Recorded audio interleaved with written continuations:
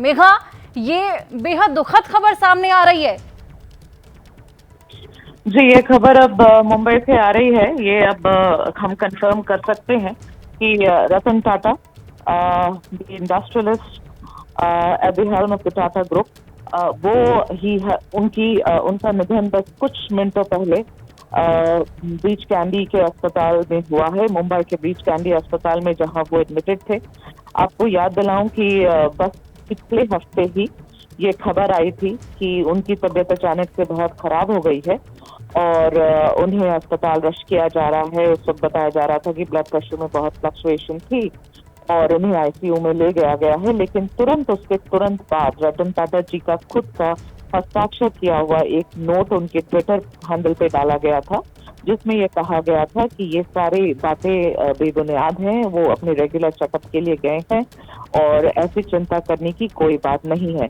मगर बढ़ती उम्र की वजह से काफी इश्यूज वैसे भी हो रहे थे। उन्होंने उस नोट में भी लिखा था कि जो थोड़े मोड़े इश्यूज हैं वो ओल्ड एज की वजह से हो रहे हैं और उसके रेगुलर चेकअप के लिए वो गए हुए हैं।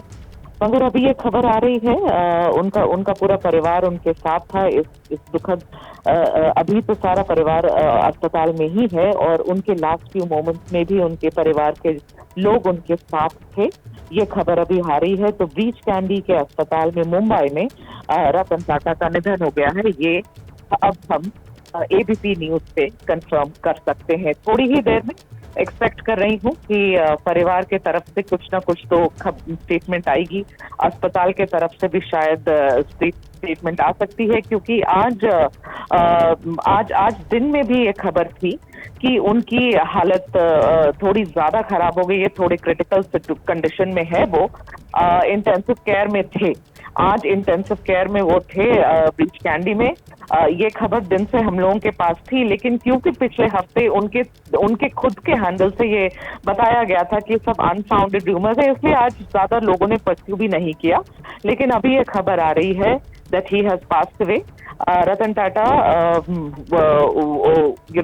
One of the most successful businessman जो इस देश ने देखा है, और अब उनकी जगह कौन लेगा इस पूरे बड़े एम्पायर को संभालने में, ये तो कुछ दिनों में पता चलेगा। लेकिन लंबी पारी और बहुत ही ब्रिलियंट पारी आप समझे रतन टाटा की रही है।